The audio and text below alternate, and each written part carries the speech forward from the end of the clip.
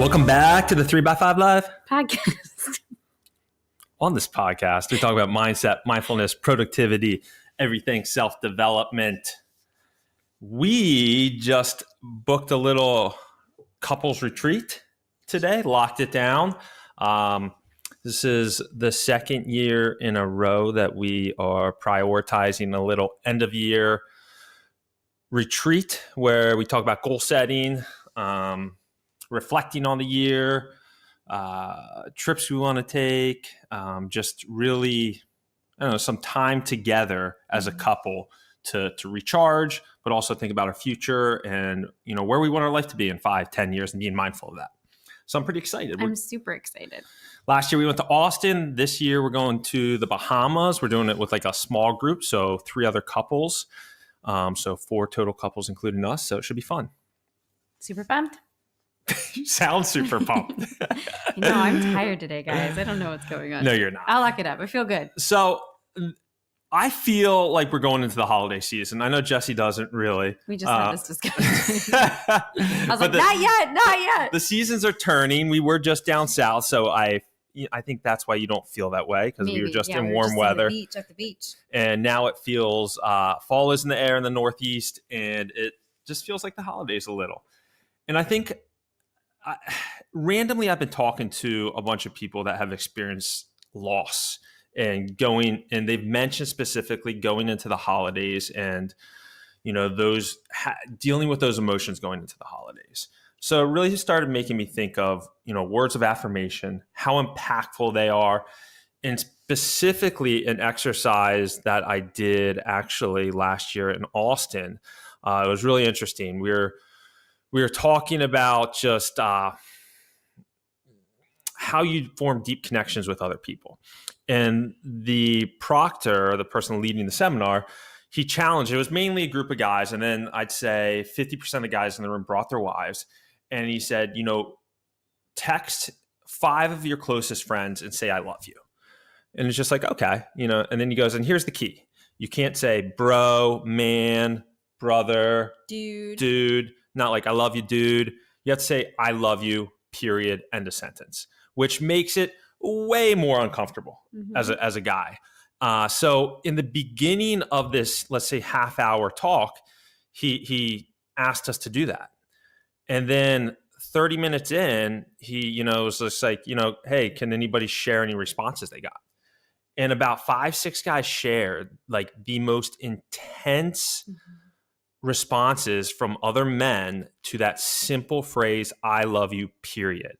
Like how much they needed to hear it, how they were thinking of them, how they were having a tough day, or so many people, I think like the common thread was, you don't know how much I needed to hear this today. Like, I feel like that was like the start of almost every single response of like how needed those 3 words were and how personal it felt just by saying, I love you at a time when it was necessary. Exactly. And I think especially as men, we have a hard time saying, I love you, period. Not the softening it with brother or, even saying it at all. So as we enter the holidays, I've been really thinking about the power of reconnection and really being cognizant of the friendships in my life, relationships in my life, and reaching out to those people, and almost kind of making it, I hate to say it, but almost making it like a goal, this quarter goal of how many of my friends that I've lost a little touch with to make that phone call to reconnect with them. And that affirmation, I don't think we recognize the power of our words and how, with especially the people who are closest to us, we just like assume that it's known, all those things that we appreciate and we validate in that relationship. And I think that when you take time to truly connect with that person and let them know, that it can be so powerful. I just did this activity actually this week. I was just grading the papers. I asked my grad students to reach out to somebody who adds value to their life and who has made any type of impact. And the caveat or the key here was it couldn't be a text. This is a little bit opposite, but it had to be either a FaceTime call, It had to be maybe meet them for coffee or do face-to-face. There's something so important when you are sharing emotion, when you can make eye contact with that person. I think it like just gives another level of that intimacy and just that appreciation. So the response to that was incredible. There were so many people who shared, somebody said that they had been meaning to go visit their grandmother in the nursing home that was a little bit further away. So they took the time to take the drive and not only just see her, but also to say, like, these are the things that you've done for me over the years that have been so impactful to my life. And they talked about how their grandmother got teary-eyed and said she can't, she appreciated it so much. And then this magical thing happens is that when you validate someone in your life, usually they will validate you in return. So they'll say, thank you so much. That means so much to me. I also feel like you're very valuable to my life because of X, Y, and Z. So it's like a twofold process of just taking the time to communicate the reasons, specific reasons why that person adds value, and then also receiving whatever words of affirmation that they might say in response. So, Bri brought up the I love you thing because we were talking about the couples retreat and how powerful that exercise was. And it just so happened that at that exact moment, I was also doing an exercise with my grad students that fell into that category. And I think for us, it's a great reminder of the power, that words have power. Yes. And that affirming those that we love is something that should become a priority and a habit. Yeah. And it's almost like carving out just a few minutes a day of if it's not I love you, reaching out to a friend and just affirming them of, how they show up in your life, or in the past, you really supported me at this time. And I just wanted to say thank you, even though that was 3 years ago. And just being aware of that, because it has such a ripple effect, because you might reach out to that person and A, they might need it, or B, you just lifted them up and now they walk into their office just in a happier mood, and, and they, shine some light on their employees or colleagues, and then that lifts those people up. So you don't know, how, to Jessie's point, how powerful words are and how it can change the mood of somebody, then might change 5 people's moods down the line. Mm-hmm. Love that. Thanks. I affirm you. I feel like I send you text messages that affirm you.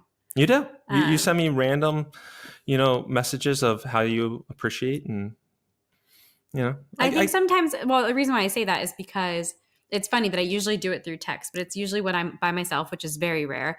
And I just have like a moment to reflect, and I'll just think like how, grateful I am for whatever it is. And instead of me just like harboring those emotions on my own and just appreciating that gratitude, I think just sending him a quick text to be like, I was just thinking about this and I really appreciate X, Y, and Z. And I know that you've shared that that's like impactful. You do it for me too. I don't know why it's text message, because I think we're like by ourselves. Usually when we're together, the kids are around and we're just, in life. But that person, that partnership, we tend to neglect and just automatically assume that they can read your mind and know all the things that you appreciate that they're doing. But I think when you can positively reinforce those efforts or things that your spouse or your partner is doing that's making you feel happy or joyful, I think communicating that just makes it happen more often, and then makes them recognize that that's something that brings you joy. Yeah. I mean, I think in both our roles and our relationship, we have sacrifice, and, sometimes there's, I'm on the road or I'm out there trying to make a living to support our family. And, nothing would feel worse than coming home to just being like, oh, just you have to do this, you have to do that because you've been away. And you don't harbor that guilt towards me. And, and you appreciate that, I'm out there doing what I can for our family. So I do appreciate that. Thank you. You're welcome. I affirm you. So that's, we challenge you to maybe just like this week, start with one person. And like, maybe it's that person that you're driving home and you just like randomly think about them. It's like your college roommate, or it's, a sibling that you haven't talked to in a little bit because life.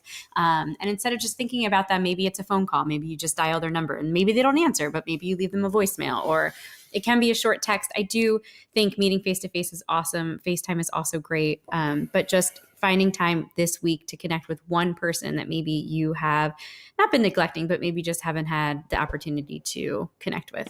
Exactly. So we will leave you with, we love you. We love you. We appreciate you.